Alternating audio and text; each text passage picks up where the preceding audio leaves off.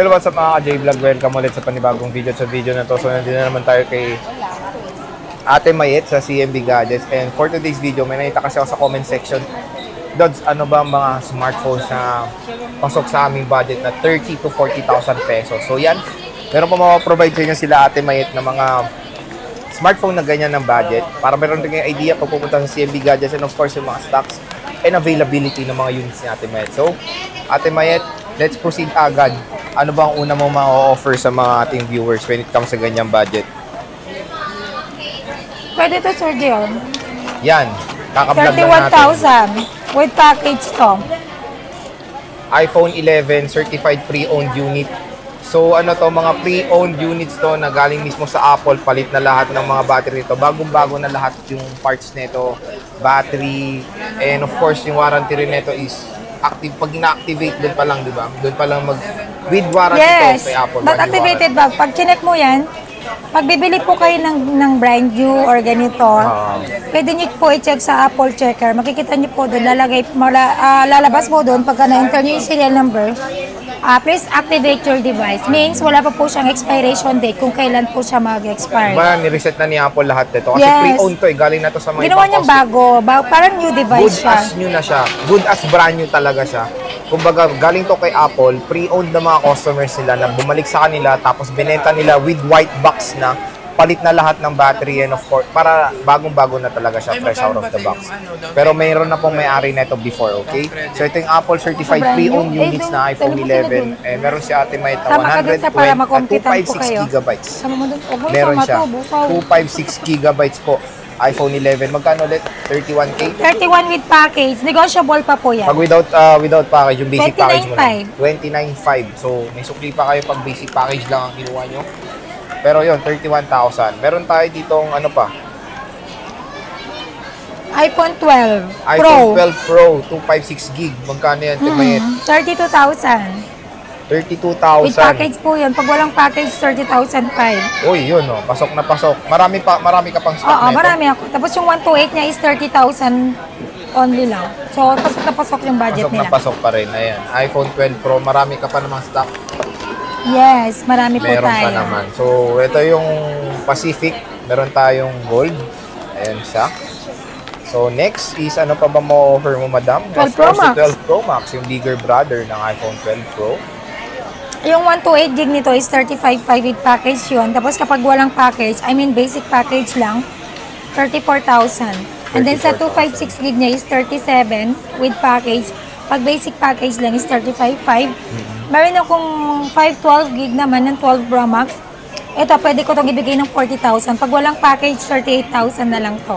38,000 walang package. Ayan, mga ka-J-Vlog. Marami ka rin bang stock, Ate? Dalawa lang. Di nga, dadalaw na lang to? Sa 12 Pro Max, marami akong 128 saka 256. Ang 512 ko is dalawa lang. Ayun, so marami siyang 256 and 128. Konti lang 512 ni Ate Mayet. Ito talagang range na pasok sa budget nyo, yung iPhone 12 Pro Max. So yan. Meron tayong, ito lang yung colors mo, may silver ka ba, black? Black and, no, blue and ano lang, gold. Blue and gold lang ito. So yan, pasok sa budget nyo. 12 Pro Max, and I think yan din yung mabenta mo ngayon. November. Yan. Pasok na pasok sa banga. Pasok sa top 10, sa top 5 ko. Okay, next, Ate Mayet, ano meron ba ang offer 14 natin? Plus. Ayan. Natin, 40 plus yan. Magkano na lang sa CMB Gadgets? 14 na lang to with package. Tapos without package is 38. Oh, kunin nyo na to. Murang-mura na. So, dati 40 plus to. Ngayon, 38 na lang without. For as low as 38K. iPhone yung 13 ano naman, plus. yung without package natin, di ba meron pa rin? Free case, tempered, and charger. N97, legit to. Yes, legit yan. Only 3 years. One and only. One only, nag-iisa. iPhone 14 plus, 128 gigabytes. Napakamura. Then, meron akong 14 na 128 gig. 37 na lang siya with package. Pag walang package, 35,500.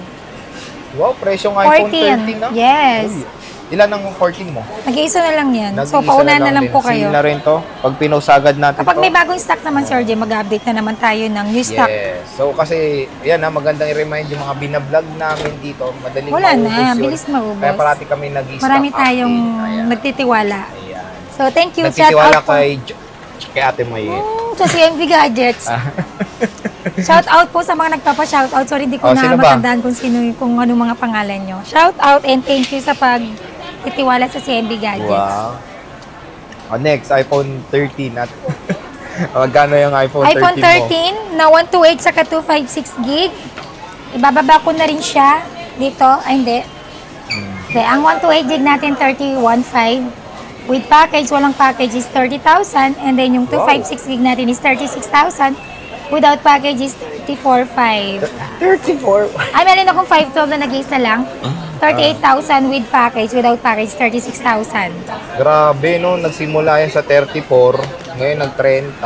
Yes. Malay mo Siyempre, next hindi year. naman stable yung... Malay mo next year, 20 na lang. De, joke Pero lang. yun nga maganda dun is, pababa Parang gusto ko rin bumaba, diba? pero syempre, di ba? Ang Para hirap rin na magano. marami makabili rin. Pero yun, nag-offer nga si Ate Met ng mga very affordable iPhones para sa inyo. Yes. Para naman syempre makater din yung needs ng mga Syempre. consumers. Lalo na iba, may certain budget talaga nakuha lang ng mga bonus nila. Talagang matagal na Yes. nag-iipon. Ayan. Yung mga nag-inquire po sa akin na December, antayin ko po kayo. See you guys very Marami. soon. Very soon. Para ma-meet nyo na si Oh! Ate Mayet. Okay, next. Oy, meron tayong Samsung smartphone. Syempre, meron tayong Samsung, hindi lang iPhone, ang Uy, meron pasok ka sa pang budget iPhone, nyo. no? Ito muna. O, yan muna. Fold 3, 256 gig, Natutupi yan? 30,000. Fold. Fold. Oh, natutupi. Fold 3. Pakita mo. Para malaman natin kung natutupi talaga. Then, meron tayong S22 Ultra. Pasok na sa budget nyo, 37,000. 256 gig yun. Tapos yung 128 gig ko, NTC na yun. Tapos yung 256 gig ko is 35,000. Meron akong Korean variant. Bigay ko ng 33. Ano daw? Malay ko dyan. So, so ito fold natutupi siya. 30? 30, negotiable. Wow. Negotiable pa. May sukli pa kayo, may pang Jollibee pa kayo. Pasok na pasok to. 30K, 256 gig NTC. Oo. NTC pa. Saan pa kayo, di ba? So, parang dati 33 to. Ngayon, 30K na lang 256 gigabytes. So, grabe, binagsak presyo na ni Ate Mayet para sa inyo. Siyempre, yan yung pang-holiday gift ni Ate Mayet.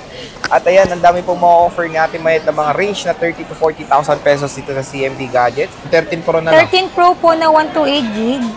38,000. Tapos yung with package po yan, pag walang package, 36,000. Pag, wala. Tapos yung 256 po niya is 42,000. Pag walang package, 40,005. Sorry. Ayan. So, ang dami mga ka-J-Vlog na sana nasagot namin yung katanungan niyo ng mga ganyang budget. Kung ako tatanungin, dito sa products ni Ate Mayet, ang pinakamagandang good deal dito, ito, 14 Plus, Samsung Galaxy Z Fold 3, and syempre yung CPO na iPhone 11, and yung S22 Ultra. Yan yung mga, for me yung gusto ko, na naakit ako dito sa mga units ni Ate Mayet. Magaganda siyang deal, ang mumura, 14, bagsak presyo ng 14 Plus, iPhone 13. Ang dami nyo po mabibili sa ganyang range na 30 to 40,000 pesos. So sana nakatulong po sa inyo itong munting guide namin sa inyo ni Ate Mayet when it comes sa mga 30 to 40,000 pesos budget ito sa CMB Gadgets. Yep. So maraming salamat Ate Mayet, and see you ulit sa next vlog. Nanaloko talaga itong taba-ching-ching na to.